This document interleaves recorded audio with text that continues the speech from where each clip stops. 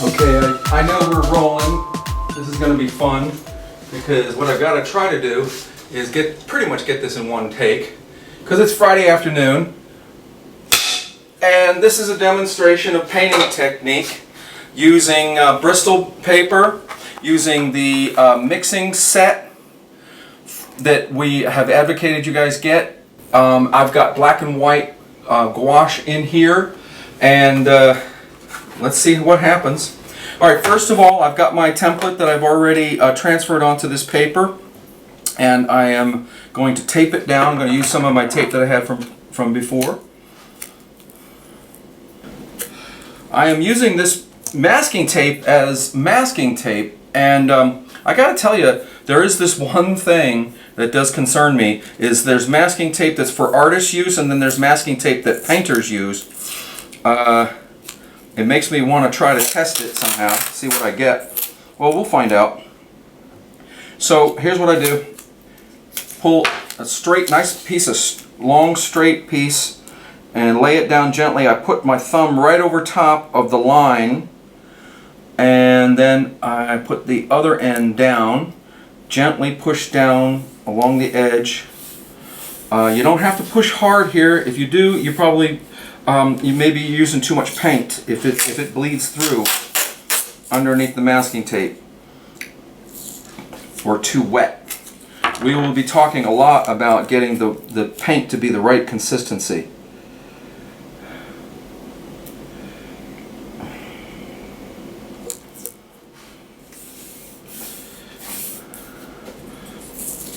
Alright, and our first section, I'm going to make a slightly longer piece. Our first section should be pretty easy. I'm going from white down to black here is my goal.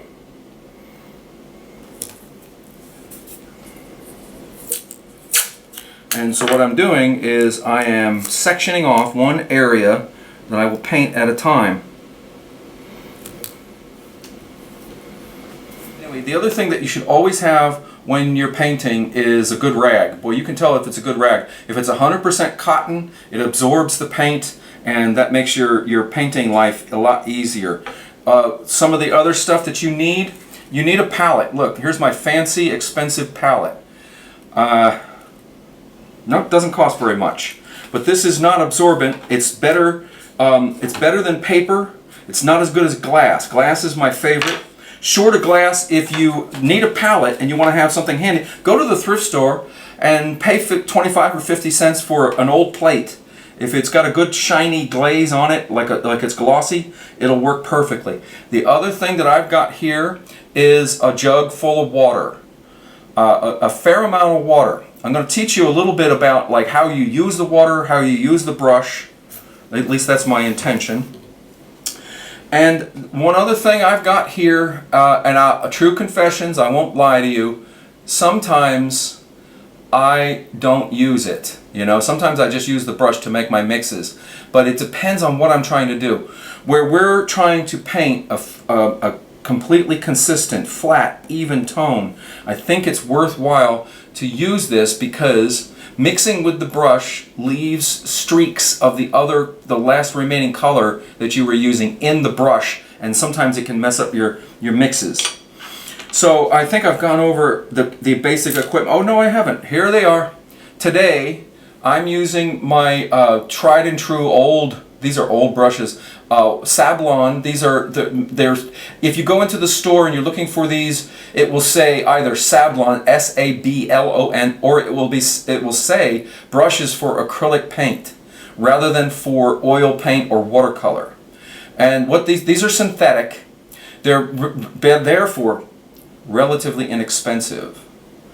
And that's one reason I like to use them for this kind of work. The other thing is that, like for instance, this one, I use this constantly when I'm painting, and it's because it's a good mixer.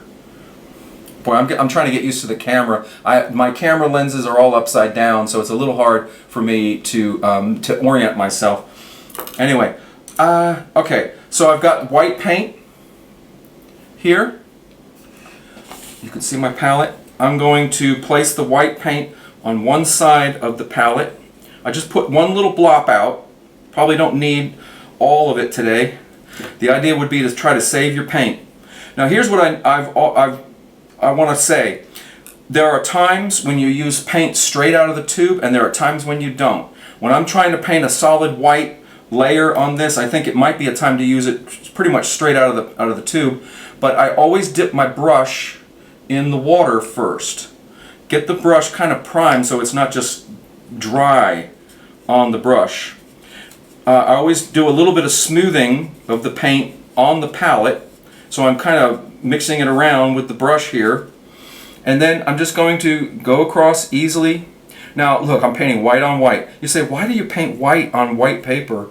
Well, I got to tell you, the white paint will have a different texture than the paper will have. Now watch how I wash the brush. There's stuff in here that I really want you to know. One, I stick it in the water, and then I put it and scrub it around. I pull the brush through my rag. I never push the brush. Don't push the brush, pull. And I don't tend to shake my brushes around in the water. And the reason for that is that it just dirties the water. If you just dip your brush in there, you get a nice clean brush, but you don't have that problem. Oh, here's another tip for you. When you get started, you put your acrylic paint down on the palette. I know that's a little hard to see because it's white, but what I do is I take some clean water and drip it on top.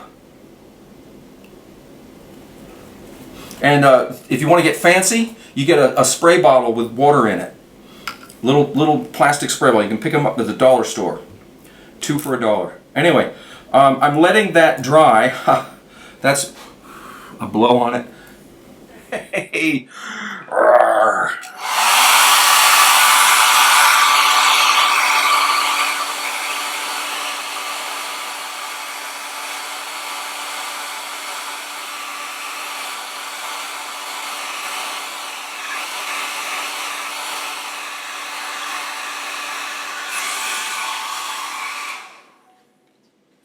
Let's see how well that did. Dry enough to the touch. Now what I will do is pull off one of my pieces of tape very carefully. I pull it low to the paper to keep it from peeling up the paper. I don't want to peel the paper. And then it seems like a perfectly good piece of tape. Might be able to use it again. I'm peeling this one back. Let's see what our edge looked like. Reasonable. Okay. So now, what I'm going to do is tape this down over here. I'm going to get a fresh piece of tape.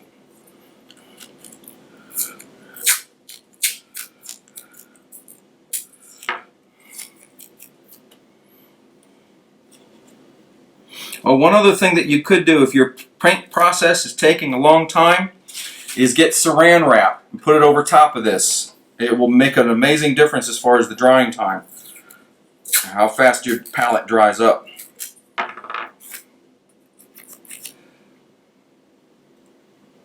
I am not pushing that down hard. I'm planning to paint carefully along the edge, but I'm putting the tape down to make it a little bit easier. Okay, so now to get, I've got 10 increments of black and white gray here. So what I need is just roughly a 10% change going forward. Now, I got to tell you, when you mix the black into the white, you will find that you do not need a lot of black to make a change in the paint. So here's how I like to do it. I like to use a palette knife. Pick up some of the white. Move it into an area in the middle. Don't need a lot. And then any amount of black here is going to change this color a great deal. That is actually darker than I really want it. So right away, you see just a little bit of that black changes the mixture a great deal. So I'm going to mix this up over on the side and try to keep it lighter.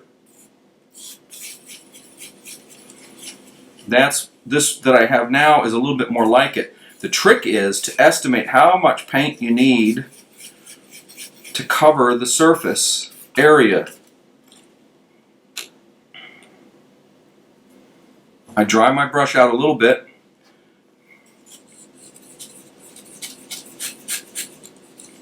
It's kind of juicy. There's a fair amount of water that got mixed in there. Darn. Yeah, that's not opaque.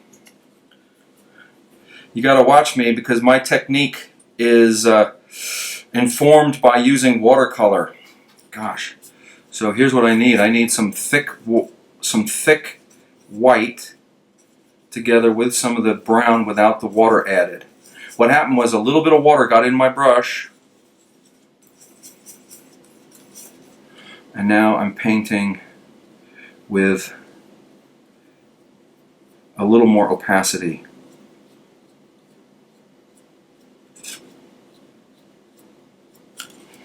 And the idea is to get a nice even coat.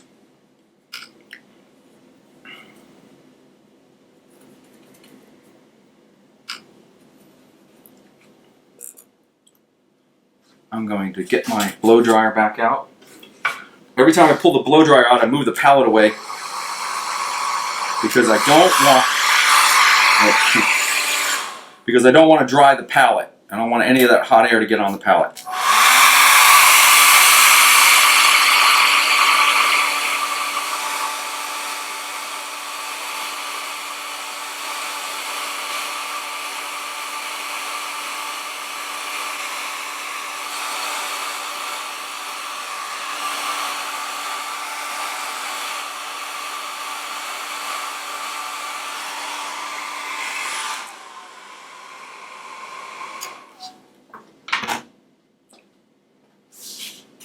Looking at that, I can see paper through it, so I'm not satisfied with the coat that it's got. It is dry.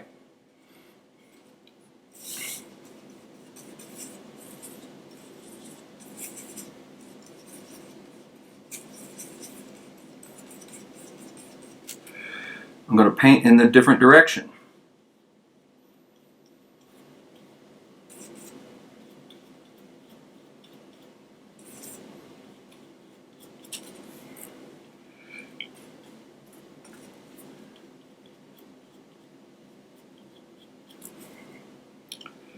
And dry it.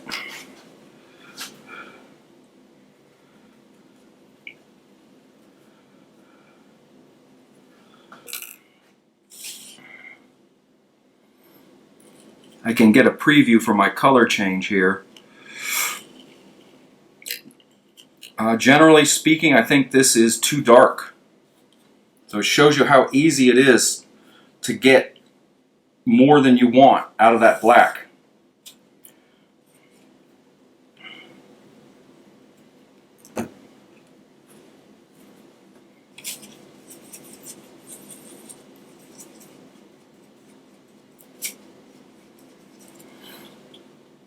What I'm painting on here looks a lot lighter.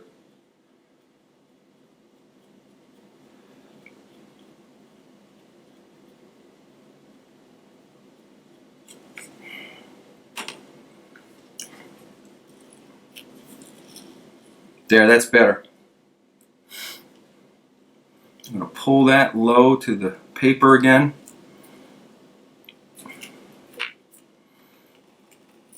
One thing we got to know about the masking tape, there's masking tape that you can get that has a lighter tack that's made for artwork, and you may end up preferring that.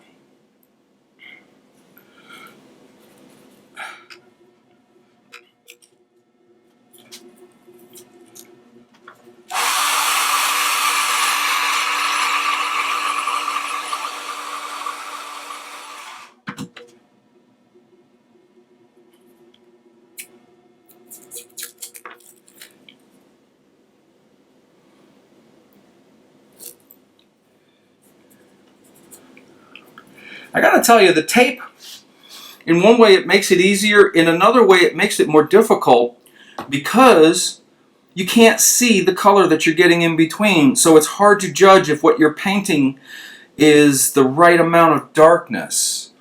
So now I'm wondering if, yeah, tape the bottom of what you're getting ready to do, but in between the colors, I'm not going to tape it off. I'm going to do this line up here by hand, basically that it makes it so that I can see more easily what it is I'm doing.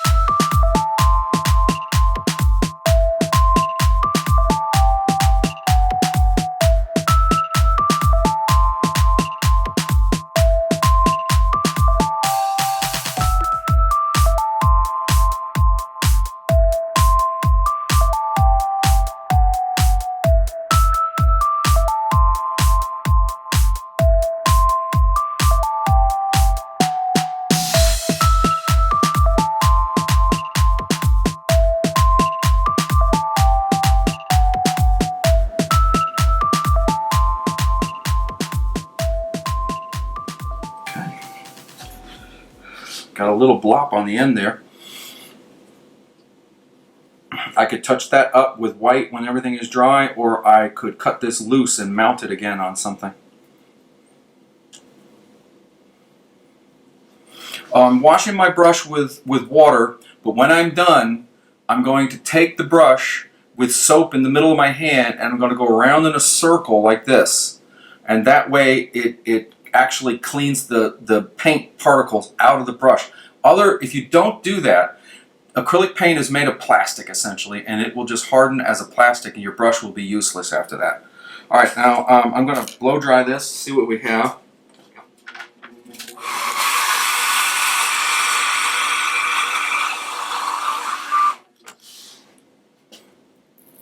I think one of the main things that you get out of doing an exercise like this, that's what this is, an exercise, is that you will see just how much of the color you need, depending on the type of color, the white being not as strong as the black, to get the result that you want for your mid-tone gray, your nice pretty gray that you're going to be painting in your parts in the puzzle piece.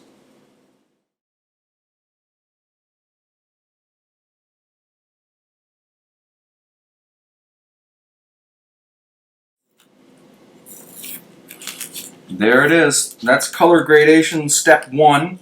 We will later in the semester, we will end up doing color gradation step 2, which will be a strip very similar to this, except it will go through the spectrum from one end of the rainbow to the other.